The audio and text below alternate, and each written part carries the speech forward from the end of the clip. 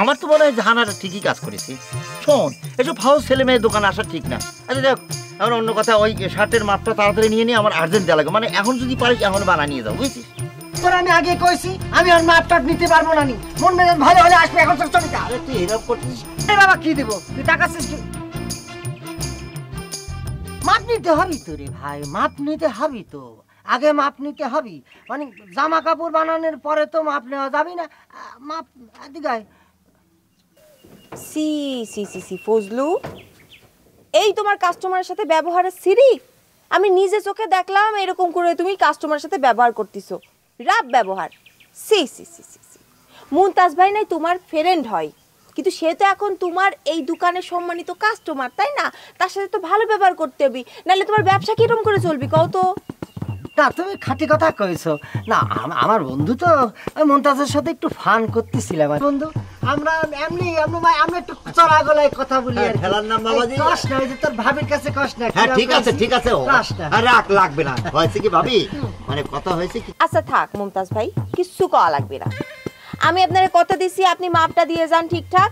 আপনি একদিন পরে এসে শার্টটা নিয়ে যাবেন, শার্ট রেডি থাকবে, ঠিক আছে? আই শার্ট রেডি থাকবে না? আচ্ছা ঠিক আছে। আচ্ছা শোনো, ওই দুপুরে খাবার রেডি। মাপটা নিয়ে তাড়াতাড়ি চলে আসো, আমি কিন্তু বেশিক্ষণ ওয়েট করতে পারবো না। কই গেলাম, চলে আসো। দেখছিস, এই হলো বউ। একটু আগে কিন্তু শিরাম ঝাড় মারি গেছে, বুঝছিস? দোকান থেকে নামিয়ে যাতা অপমান করি, এখন আবার রাইতে বাইরে আমার খাটি পাচ্ছে। বউ জিনিসটা অন্য, বুঝছিস? হয়েছে, এত তাফালিং করা লাগবে না, খালি বউ আসলে দেখে নালি পরে 7 দিনও তুমি এই জামা পাতে না। হ্যাঁ ওকে করো, হয়েছে। আরে এরকম করে আরে এরকম করেই মাপতি হয়। এই যে সেলাই শিল্পী, হ্যাঁ বলো। মেঘের অর্ডার নেওয়া হচ্ছে না তো? আহা জাহানারা, তুমি কি বলতেছো? মাথা খারাপ হবে? তুমি কইছো না এই যে দেখো শার্ট বানাচ্ছি, এটা শার্ট, এই যে শার্ট বানাইছি, এই যে মেঘের কোনো জিনিসই নেই না, কোনো জিনিস নেই না। আসলে বলি যে বাবা পারবো না, চলে যাও বাবা। আমি এখন শার্ট প্যান্ট পাঞ্জাবি পাজামা, তারপর মনে করছো ফতুয়া বানাচ্ছি, দরকার পড়ে লঙ্গি সেলাই করতেছি। তারপর এই যে কি আইসে পড়েছিস? এই তোর ডেট তো আসলে 2 দিন পরে, তুই আজকে আইছিস কিসের জন্য? ঘটনা কি? তোর জিনিস সব রেডি আছে। ও মা রুজিনা আইছো, শোনো তোমার জামা কিন্তু কমপ্লিট, তোমার ভাইয়ের কাছে কিন্তু দিয়ে দিয়েছি, বুঝতে পারিছো? এই আমি কিন্তু ওর মাপ নেইনি, কিন্তু আমি নিজে মাপ নেইনি, ও লিখে আনিছে, ওর ভাই নিয়ে এসে দেখে আমি সেটা বানিয়ে দিয়েছি, বুঝতে পারিছো? এই তোমার জামা কিন্তু তোমার ভাইয়ের কাছে দিয়ে দিয়েছি, বুঝছো রুজিনা? সেটা তো আমি জানি, আমি আইছি মন্তজ ভাইয়ের শার্টটা দেখার জন্য। কি মুমতাজ ভাই শার্ট দেখতে আইছো? মুমতাজ ভাই শার্ট দেখতে আইছো, ভালো। এই তুমি কি মুমতাজ রে শার্টের কাপড়টা গিফট করেছো নাকি?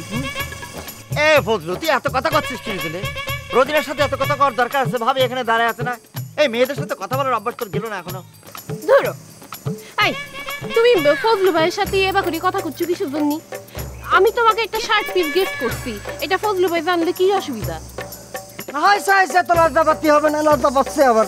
হ্যাঁ তোর শার্ট রেডি হয়ে গেছে, গায়ে দিয়ে ফিটিং টিটিং হয়েছে কিনা দেখ দেখ দে তাতে দে। এই যে তোর জামা রেডি আছে তো, নে সুন্দর করে পরে নে। জামা উপরেই পর একটু মাপটা ভালো করে হয়েছে কিনা মাপটা নিয়ে নে, তারপর মনে করে যে পরে ফেলিস। কি আছে? এই তুই হাত ছোট করেছিস চিরজনী?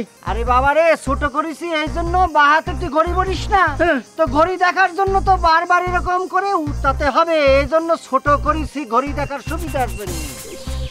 বুঝে না সাইন্টিফিক ওয়েতে তো এখন কি তুই ডাইন হাত বড় করেছিস কিছু জন্য? আরে বাবা বড় করেছি এই জন্য, এখানকার কাপড়টা আমি কি করবো, এখানে জোড়া লাগিয়ে দিয়েছি, তাহলে পরে তো তুই কবি আমি তোর কাপড় চুরি করেছি।